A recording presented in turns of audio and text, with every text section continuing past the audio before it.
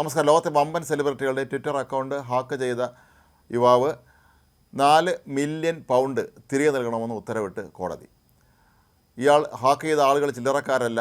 Barack Obama, Joe Biden തുടങ്ങി നിരവധി പ്രമുഖരെയാണ്, Elon Musk തുടങ്ങിയ എത്രയോ പേരെയാണ് ഇയാൾ ഹാക്ക് ചെയ്തത്. ഇയാൾക്കൊപ്പം ഒരു സംഘം ചെറുപ്പക്കാരും ഉണ്ടായിരുന്നു. പലരും കൗമാരക്കാരായിരുന്നു എന്നാണ് പറയപ്പെടുന്നത്. ജോസഫ് ഒ കോണർ എന്ന ലിവർപൂൾ സ്വദേശിയാണ് പിടിയിലായിരുന്നത്.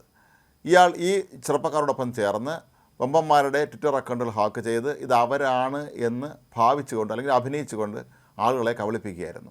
ഇത്തരത്തിൽ വലിയ തോതിലാണ് ഇയാൾ പണം സമ്പാദിച്ചത്. 4 മില്യൺ പൗണ്ട് ഇയാൾ സമ്പാദിച്ചിട്ടുണ്ട് എന്നാണ് പറയപ്പെടുന്നത്.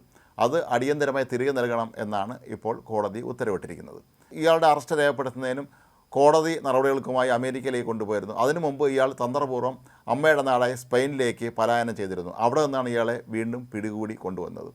കോടതി ഇക്കാര്യത്തിൽ വളരെ കർശനമായ നിലപാടാണ് സ്വീകരിച്ചിട്ടുള്ളത്. ഇവരുടെ കൂടെ ഉണ്ടായിരുന്ന ഒരു കൗമാരക്കാരൻ കുറ്റസമ്മതം നടത്തി കഴിഞ്ഞിട്ടുണ്ട്. തങ്ങളെല്ലാവരും ഒരുമിച്ച് ചേർന്ന് ആണ് ഈ ഒരു തട്ടിപ്പ് നടത്തിയത് എന്നാണ് ഈ കൗമാരക്കാരൻ പറയുന്നത്. ഇതോടുകൂടി ഇപ്പോൾ പ്രധാന പ്രതിക്ക് കുറ്റം സമ്മതിക്കാതിരിക്കാൻ പറ്റാത്ത അവസ്ഥ വന്നു. അങ്ങനെയാണ് ഇത്രയും വലിയൊരു ശിക്ഷ ഇപ്പോൾ വിധിച്ചിരിക്കുന്നത്. ഇവർ ഏതാണ്ട് 130ഓളം പ്രമുഖരുടെ അക്കൗണ്ടുകൾ ഹാക്ക് ചെയ്തു എന്നാണ് പറയപ്പെടുന്നത്.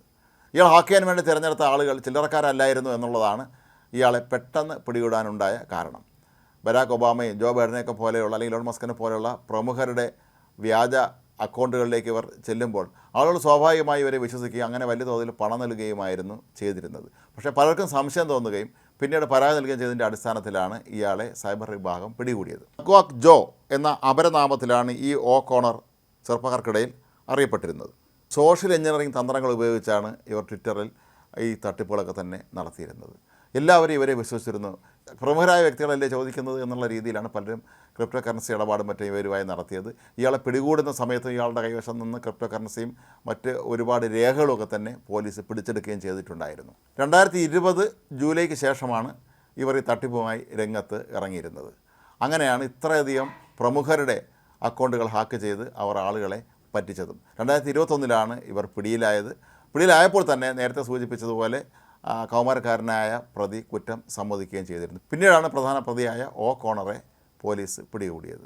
ഏതായാലും അമേരിക്കയിലും ബ്രിട്ടനിലും ഒക്കെ തന്നെ ഇയാൾ വിചാരണ നേരിടേണ്ടി വന്നു എന്നുള്ളതാണ് മറ്റൊരു പ്രധാനപ്പെട്ട കാര്യം. ഏതായാലും ഇത്രയും പണം തിരികെ നൽകിയില്ലെങ്കിൽ ഇയാൾ ദീർഘകാലം ജയിലിൽ കഴിയേണ്ടി വരും എന്നുള്ള കാര്യവും ഉറപ്പാണ്. ആപ്പിൾ, ഊബർ, കാനി വെസ്റ്റ്, ബിൽഗേറ്റ്സ് എന്നിവ ഉൾപ്പെടെ പ്ലാറ്റ്ഫോമിലെ ഏറ്റവും വലിയ ഉപഭോക്താക്കളിൽ ചിലരുടെ ഔദ്യോഗിക അക്കൗണ്ടുകളിൽ നിന്നുള്ള സംശയാസ്പദമായ ട്വീറ്റുകളും ഏകദേശം 350 ദശലക്ഷം ട്വിറ്റർ ഉപഭോക്താക്കൾ കണ്ടിട്ടുണ്ടായിരുന്നു. അത്രയും തന്ത്രപൂർവ്വം, അതായത് ലോകത്തെ ഏറ്റവും പ്രധാനപ്പെട്ട വ്യക്തികളെയും പ്രധാന പ്രസ്ഥാനങ്ങളെയുമാണ് ഇവർ ഇത്തരത്തിൽ ചതിച്ചത് എന്നുള്ളത് ഉറപ്പായി കഴിഞ്ഞിരിക്കുന്നു. അവരെല്ലാവരും തന്നെ ഇയാൾക്കെതിരെ നടപടിയെടുക്കണമെന്ന് ആവശ്യപ്പെട്ട് പിന്നീട് അധികൃതരെ സമീപിക്കുകയും അങ്ങനെ ഇയാൾ പിടിയിലാവുകയും ചെയ്യുകയായിരുന്നു.